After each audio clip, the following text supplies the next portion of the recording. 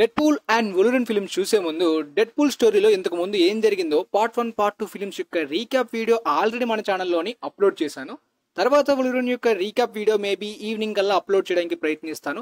But దానికన్నా ముందు ఈ ఫ్రాంచైజ్ మీద ఒక క్లారిటీ కావాలి. దాంతోపాటు మీరు ఫిలిం చూసే ముందు తెలుసుకోవాల్సినవి చాలా ఉంటాయి. ఈవెన్ మీరు ఫిల్మ్స్ ఫాలో అవుతున్నా ఆ ఫ్రాంచైజ్ లో ప్రతి ఒక్క ఫిల్మ్ ని ఏ విధంగా సెట్ చేశారు, ఏ విధంగా కంటిన్యూ చేశారు, వాటి యొక్క ఫ్రాంచైజ్ హిస్టరీతో పాటు చాలా విషయాలు తెలుసుకోకుండా వెళ్తే నో వే హోమ్ లోని డేర్ డెవిల్ ఎంట్రీకి చాలా మంది సైలెంట్ గా ఉన్నట్టు అలా అయిపోతుంది. కనీసం ఆ క్యామియోని గానీ ఆ సీన్ ని గానీ కనీసం కూడా ఫీల్ అవ్వలేరు. సో ఫిల్మ్ చూసే ముందు మీరు తెలుసుకోవాల్సిన పాయింట్ లో ముందుగా ఎక్స్మెన్ ఫ్రాంచైజ్ హిస్టరీ. 2000 లో వచ్చిన ఎక్స్మెన్ ఫస్ట్ ఫిల్మ్ అనేది కంప్లీట్ గా టైం లైన్ కి మొదటి భాగం కాదు, అది క్రోనలాజికల్ గా కాదు. రిలీజ్ ఆర్డర్ లో మనం ఏ ఫిల్మ్స్ ఏ విధంగా సెట్ చేశారో తెలుసుకుందాం. మ్యూటెంట్స్ ఎగ్జిస్టెన్స్ గురించి ప్రపంచానికి చాలా వరకు అఫీషియల్ గా తెలిసిపోతున్న టైంలోని ఒక positive mutant group and negative mutant groups మధ్య క్రియేట్ అయిన కాన్ఫ్లిక్ట్ మధ్యన స్టోరీ అంతా కూడా సెట్ చేశారు. వొల్వరిన్ మొదటిసారిగా ఎక్స్మెన్ టీమ్ తో టీమప్ అయ్యే టైం అనమాట ఇది. సో పోతే ఈ film budget 75 millions, positive reviews వచ్చే ప్రపంచవ్యాప్తంగా 297 మిలియన్స్ వరకు కలెక్ట్ చేసింది. అప్పట్లో సూపర్ హీరో డిమాండ్ అనే కాదు, 2000 టైంలోని ఎక్స్మెన్ క్యారెక్టర్స్ అన్న కామిక్స్ గురించి ఆ స్టోరీ గురించి అంత పెద్ద పాపులారిటీ లేదు. Superman, Batman, Spiderman ఇవి మాత్రమే చాలా వరకు పాపులర్ సూపర్ హీరోస్ గా రన్ అయ్యేవన్నమాట అప్పట్లోని early 20s. So first part success తోటి ఎక్స్మెన్ సెకండ్ పార్ట్ అయితే మాత్రం 2003లోనే రిలీజ్ చేశారనమాట. దీనికి కూడా ఫస్ట్ పార్ట్ డైరెక్టర్ బ్రయాన్ సింగరే డైరెక్ట్ చేశారు.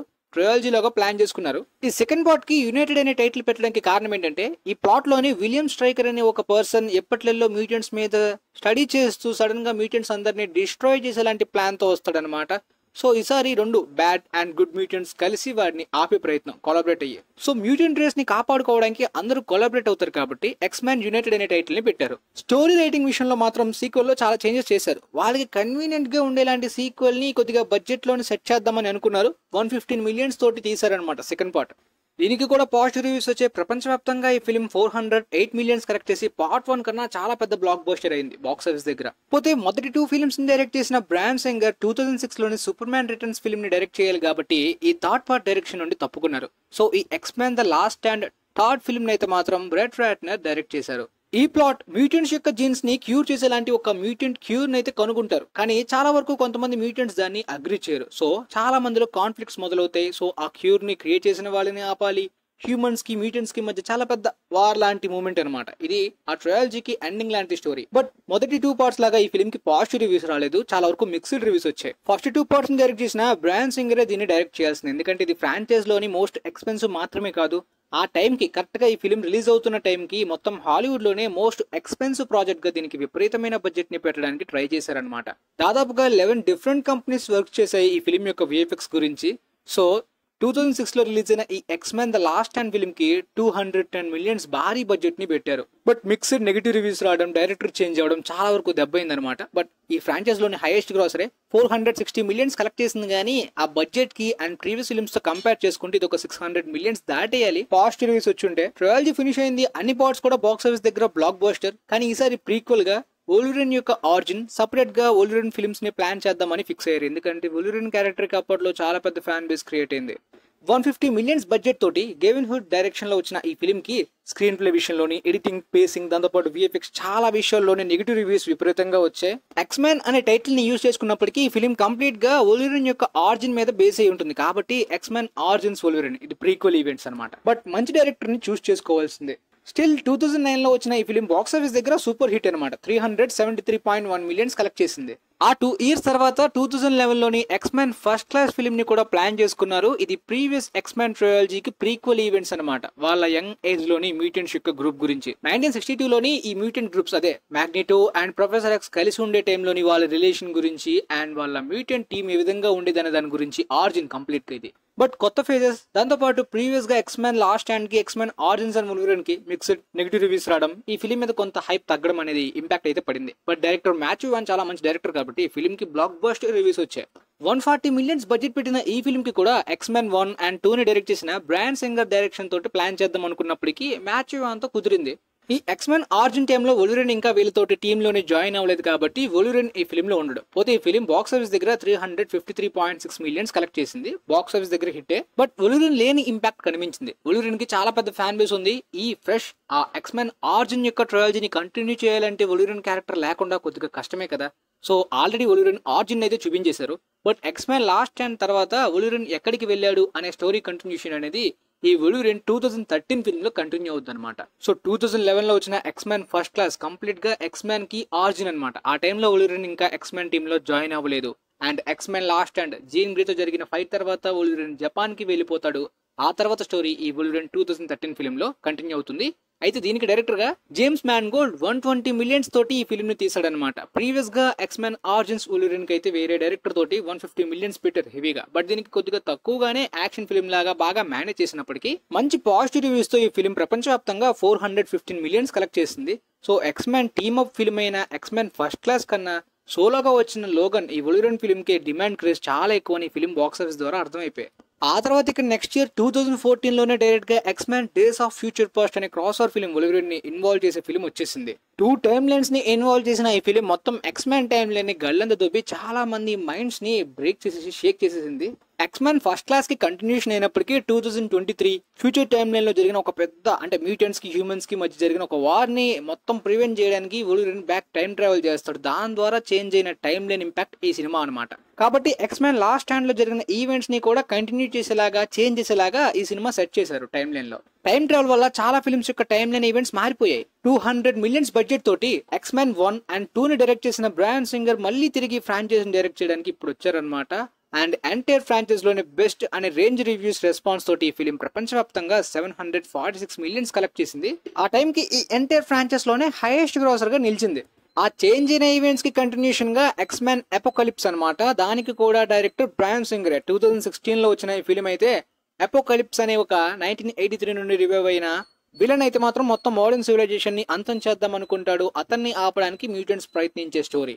178 మిలియన్స్ బడ్జెట్ తీసిన ఈ ఫిల్మ్ కి మిక్స్డ్ రివ్యూస్ వచ్చాయి. చాలా వరకు డేస్ ఆఫ్ ఫ్యూచర్ పాస్ట్ తర్వాత ఈ స్టోరీకి స్టిక్ అవ్వడం, కనెక్ట్ అవ్వడం, అర్థం అవడం చాలా మంది రెగ్యులర్ ఆడియన్స్ కి చాలా వరకు కష్టం అయిపోయింది అనమాట. ఈ అపోకలిప్స్ మీద ఆ ఇంపాక్ట్ పడింది. బట్ స్టిల్ బాక్స్ ఆఫీస్ దగ్గర 544 మిలియన్స్ తోటి బ్లాక్ బస్టర్ గా నిలిచింది. బట్ ఇందులో కూడా వొల్వరిన్ యూటిలైజ్ చేసుకోలేని స్టోరీ కదా కంప్లీట్ గా ఇది. ఎక్స్మెన్ ఫ్రాంచైజ్ కి ఎవెంజర్స్ కి తేడా అదే. ఎవెంజర్స్ క్రాస్ ఓవర్ అవ్వాలనుకుంటే చాలా టైం పడుతుంది. సోలో సూపర్ హీరో ఫిల్మ్స్ ఒక్కొక్కటిగా కనెక్ట్ అవుతాయి. బట్ ఈ ఎక్స్మెన్ ఫిల్మ్స్ అన్ని ఎక్కువగా క్రాస్ ఓవర్ ఫిల్మ్స్ వచ్చేస్తూ ఉంటాయి. సో సోలో సూపర్ హీరోస్ మీద ఫోకస్ చేసి తర్వాత క్రాస్ ఓవర్ గా కనెక్ట్ అయితే ఆ ఇంపాక్ట్ గట్టిగా ఉంటుంది అనమాట ఎవెంజర్స్ లాగా. ఫర్ ఎగ్జాంపుల్ 2016 లో సేమ్ ఇయర్ లో వచ్చిన డెడ్ పూల్ 1 ని చూడండి. వేడ్ విల్సన్ ని ఆల్రెడీ ఎక్స్మెన్ ఆరిజిన్స్ వొల్వరిన్ లోని చూపించారు మనకి. కానీ సేమ్ రాన్ రెనాల్డ్స్ కాస్టింగ్ తోటి ఈ dead pool film dead pool comics లో చాలా పాపులర్ అనమాట. ఒక ఫన్నీ క్రేజీ క్యారెక్టర్ కాబట్టి ఎంటర్టైనింగ్ గా రాన్ రెనాల్డ్స్ కాస్టింగ్ కూడా బాగా సెట్ అయింది. కేవలం 58 మిలియన్స్ తోటి ఆ కామిక్స్ ఒక ఫెయిత్ఫుల్ అడాప్టేషన్ గా ఈ ఫిల్మ్ కి అదిరిపోయే రివ్యూస్ వచ్చాయి. పైగా R-rated 18+ కూడా చాలా అడ్వాంటేజ్ అయింది. ఫిల్మ్ ప్రపంచవ్యాప్తంగా 783 మిలియన్స్ కలెక్ట్ చేసి హైయెస్ట్ గ్రాసింగ్ R-rated ఫిల్మ్ గా, హైయెస్ట్ గ్రాసింగ్ ఎక్స్మెన్ ఫిల్మ్ గా కూడా నిలిచింది. టిమ్ మిల్లర్ దీనికి డైరెక్టర్. ఇక ఆ తర్వాత 2017 నెక్స్ట్ ఇయర్ రిలీజ్ అయిన లోగన్ ఫిల్మ్ స్టోరీ ఏంటంటే 2013 లోని ద వొల్వరిన్ అనేది లాస్ట్ స్టాండ్ తర్వాత కంటిన్యూ అయ్యే ఈవెంట్స్, దాంతోపాటు డేస్ ఆఫ్ ఫ్యూచర్ పాస్ట్ కి కంటిన్యూషన్ గా చూపించేశారు. ఇక ఈ లోగన్ ఫిల్మ్ లో జరగబోయే ఈవెంట్స్ అన్ని కూడా 2029 ఫ్యూచరిస్టిక్ ఈవెంట్స్ అనమాట. దాదాపుగా 20 ఇయర్స్ నుండి ఎలాంటి మ్యూటెంట్ కూడా పుట్టని టైంలోని అండ్ మ్యూటెంట్ పవర్స్ ని అదే తన హీలింగ్ పవర్స్ ని కోల్పోతూ ఏజ్ అయిపోతూ సఫర్ అవుతున్న టైం లైన్ లోని ఒక యంగ్ మ్యూటెంట్ ని కాపాడాలనే స్టోరీ అనమాట. లోగన్ స్టోరీ అనేది ఎక్స్మెన్ ఫ్రాంచైజ్ ని కంప్లీట్ గా ముగించేద్దాం అనే టైప్ లో ఆ ప్రీవియస్ ఓల్డ్ క్యారెక్టర్స్ అన్ని కూడా. ద వొల్వరిన్ ని డైరెక్ట్ చేసిన జేమ్స్ మ్యాన్గోల్డ్ కేవలం 100 మిలియన్స్ తో ఈ లోగన్ ఫిల్మ్ ని కూడా డైరెక్ట్ చేశారు. ఇది R-rated లోని వైలెన్స్ తోటి సేమ్ డెడ్ పూల్ టోన్ లోనే సెట్ చేశారు. కానీ డ్రామా మీద ఎక్కువగా ఫోకస్ చేస్తారు కాబట్టి అంత బడ్జెట్ అవసరం లేదు కాబట్టి 100 మిలియన్స్ బడ్జెట్ లోపే తీశారు. బట్ ఈ ఫిల్మ్ కి వచ్చిన క్రిటికల్ అక్లైమ్డ్ రెస్పాన్స్ అనేది all time best super hero films range లో అంటే ద డార్క్ నైట్ తర్వాత లోగన్ నే చాలా మంది కంపేర్ చేసే రేంజ్ క్రిటికల్ అక్లైమ్డ్ రెస్పాన్స్ ఈ ఫిల్మ్ అందుకుంది. లిటరల్లీ థియేటర్స్ లోని ఏడ్పించేసిన సినిమా అనమాట ఇది. ప్రపంచవ్యాప్తంగా 619.2 మిలియన్స్ కలెక్ట్ చేసి బ్లాక్ బస్టర్ గా నిలిచింది. ఆ తర్వాత నెక్స్ట్ ఇయర్ 2018 లోని డెడ్ పూల్ 1 కి సీక్వెల్ గా డెడ్ పూల్ 2 ని పార్ట్ 1 డైరెక్ట్ చేసిన టిమ్ మిల్లర్ తో కాకుండా డేవిడ్ లీచ్ తోటి 110 మిలియన్స్ బడ్జెట్ తోటి తీశారనమాట. పార్ట్ 1 కన్నా ఇందులోని విజువల్స్ గానీ యాక్షన్ టోన్ ని పెంచేలాంటి మూమెంట్స్ చాలా ఉంటాయి కాబట్టి బడ్జెట్ పెరిగింది. రివ్యూస్ కూడా చాలా పాజిటివ్ గా వచ్చాయి. బాక్స్ ఆఫీస్ దగ్గర ఈ ఫిలిం 785 మిలియన్స్ దాటి కలెక్ట్ చేసి పార్ట్ 1 ని దాటేసింది. బాక్స్ ఆఫీస్ దగ్గర పెద్ద బ్లాక్ బస్టర్ గా మంచి ప్రాఫిట్స్ ని తెచ్చిపెట్టింది. అంతా బాగుంది కదా.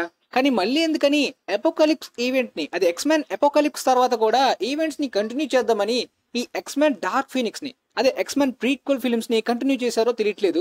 సింపుల్ గా చెప్పాలంటే X-Men days of future past అనేది ఎక్స్మెన్ లాస్ట్ స్టాండ్ కి ఎక్స్మెన్ 1, 2 ఆ ఫిల్మ్స్ కి ఒక సాఫ్ట్ రీబూట్ లాంటిది అనమాట.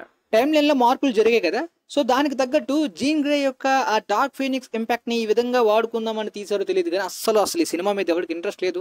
అపోకలిప్స్ తర్వాత నాలాంటి కొంతమంది మాత్రమే థియేటర్స్ లో కనిపించారు. వుల్వరిన్ కూడా ఫిల్మ్ లో లేడు. 200 మిలియన్స్ బడ్జెట్ తో తీసిన ఈ ఫిల్మ్ కి సిమోన్ కిన్బర్గ్ డైరెక్ట్ చేశారు. చాలా వరకు సీన్స్ ని తొలగించారు. ఆయన డైరెక్టర్ కట్ వేరేగా ఉంది, ఈ సినిమాలో చాలా మార్పులు జరిగాయి అని చెప్పారు.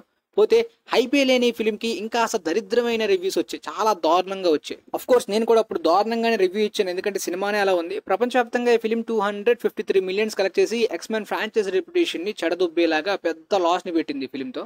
ఈ ఫిల్మ్ కి డైరెక్టర్ కట్ ఉంది, చాలా సీన్స్ డిలీట్ చేశారని చెప్పాను కదా. ఈ ఫిల్మ్ హిట్ అయ్యంటే 2 పార్ట్స్ గా ఉందన్నమాట. డార్క్ ఫీనిక్స్ సెకండ్ పార్ట్ కి ఇంకొకటి ప్లాన్ చేసుకున్నారు. దాంతోపాటు అది హిట్ అయితే ఇంకొక థర్డ్ పార్ట్ వచ్చి ఉండేది అనమాట. దాంతో ఏంటంటే కొత్త యంగర్ క్యారెక్టర్స్ కి కంటిన్యూషన్ లాగా ప్లాన్ చేసుకున్నారు. బట్ ఎక్స్మెన్ పాస్ట్ ఈవెంట్స్ మీద సినిమాలు ఆపేయమని ఎక్స్మెన్ ఎపోకలిప్స్ అప్పుడే, ఆ నెగిటివ్ రివ్యూస్ అప్పుడే చాలా మందికి అర్థమైంది. తర్వాత ఈ సినిమాతో కంప్లీట్ గా లాస్ రావడం వల్ల వాళ్ళు రిలీజ్ అయ్యి ఆపేశారు. లేదంటే ఇంకా కంటిన్యూ చేసి ఉండేవాళ్ళు, రెప్యుటేషన్ పోగొట్టేవాళ్ళు. పోనీ ఇక్కడతో ఆగారా? మార్వెల్ దగ్గరికి రైట్స్ వెళ్ళిపోయిన తర్వాత కూడా 2020లోని న్యూ మ్యూటెంట్స్ అనే మరొక దరిద్రం. టీనేజ్ మ్యూటెంట్స్ ని ఫోకస్ చేసే ఈ స్టోరీ అసలు ఎవరికి ఇంట్రెస్ట్ లేదు, ఎందుకంటే రైట్స్ ఆల్రెడీ మార్వెల్ కి వెళ్ళిపోయాయి. ఆ క్రాస్ ఓవర్ ఫిల్మ్స్ చూద్దామని ఎదురు చూశారు. ట్రైలర్ కానీ ఏమీ కూడా ఇంట్రెస్ట్ లేదు. దాంతోపాటు నెగిటివ్ రివ్యూస్. 67 మిలియన్స్ బడ్జెట్ ఎంతో పెట్టారు. బట్ లాక్డౌన్ టైంలో రిలీజ్ అయింది సినిమా. అంటే తర్వాత వెంటనే ఫాస్ట్ గా వీడియో ఆన్ డిమాండ్ కూడా వచ్చేసింది లేండి. కేవలం 50 మిలియన్స్ మాత్రమే కలెక్ట్ చేసింది అనమాట బాక్స్ ఆఫీస్ దగ్గర. ఒకవేళ ఇది కూడా హిట్ అయ్యి ఉంటే ఇంకా సీక్వెల్స్ తీసుండేవాళ్ళు. దీని బదులు లోగన్లో మనకు చూపించిన లారా క్యారెక్టర్ అయినా సరే ఈ ఫిల్మ్ లో ఇన్వాల్వ్ చేసి స్టోరీ బాగుండి లాక్డౌన్ లేని టైంలో వచ్చి ఉంటే 200 మిలియన్స్ అనే కలెక్ట్ చేసి ఉండేది అనమాట. సో కంప్లీట్ గా ఇది చాలా చిన్న ప్రాజెక్ట్ అండ్ లాక్డౌన్ టైంలో రావడం గట్టి ఎఫెక్ట్ పడింది మొత్తం రెప్యుటేషన్ తో. లోగన్లో చనిపోయిన వుల్వరిన్ క్యారెక్టర్ అక్కడతో ఎండ్ అయిపోయింది. ఇప్పుడు మనకు ఒక వేరియంట్ వుల్వరిన్ ని ఇప్పుడు ఎంసీలోని డెడ్ పూల్ స్టోరీని కూడా మెర్జ్ చేయబోతున్నారు కదా. డెడ్ పూల్ 2 కూడా ఎండింగ్ కి ఒక టైం ట్రావెల్ ద్వారా డెడ్ పూల్ చాలా టైం లైన్స్ ఈవెంట్స్ ని చేంజ్ చేస్తాడు. అందులో చాలా ఆల్టర్నేట్ టైం లైన్స్ ఉంటే ఆ రీక్యాప్ లో మీకు ఆల్రెడీ చెప్పాను కదా. ఎక్స్మెన్ ఆరిజిన్స్ వుల్వరిన్ లో మనకి కనిపించిన ఆ విలియం స్ట్రైకర్ ఎక్స్పెరిమెంట్ అయిన వెపన్ X1 ని ఎండింగ్ కి వుల్వరిన్ తో ఫైట్ జరుగుతుంది కదా, జరగక ముందే వెళ్ళి డెడ్ పూల్ ఆపేస్తాడు. ఆ తర్వాత ఫ్యామిలీతో హాయిగా గడుపుతున్న డెడ్ పూల్ ని టీవీ అరెస్ట్ చేసి ఎంసీలోని ఈ విధంగా స్టోరీ మెర్జ్ అయ్యి ఈ వేరియంట్ వుల్వరిన్ తో ఎలా కనెక్ట్ అవుతుందనే దాని గురించి మనం రేపు సినిమాలో చూడబోతున్నాం. ఇప్పటిదాకా మీకు జరిగిన ఈవెంట్స్ గురించి, ఫ్రాంచైజ్ హిస్టరీ గురించి ఒక క్లారిటీ వచ్చిందని అనుకుంటున్నాను. వుల్వరిన్ మీద సపరేట్ గా రీక్యాప్ వీడియో చేద్దాం అనుకున్నా ఈ recap time line explanation videos కి సపోర్ట్ అంతగా రావట్లే. అంటే మన సబ్స్క్రైబర్స్ కి టాపిక్ ఇంట్రెస్ట్ లేదు అనుకుంటే ఇక కంటిన్యూ చేయడం ఎందుకు ఇలాంటివి అని అనిపిస్తుంది. లేదు యూట్యూబ్ ద్వారా అయినా సరే పుష్ ఉండి చాలా మందికి రీచ్ అవుతుంది అనుకుంటే అలాంటి వీడియోస్ చేయొచ్చు. బట్ యూట్యూబ్ కూడా పుష్ ఇవ్వట్లేదు లాంగ్ రన్ లో అనుకున్నప్పుడు మరి అలాంటి టాపిక్స్ చేయబుద్ధి వేయట్లేదు.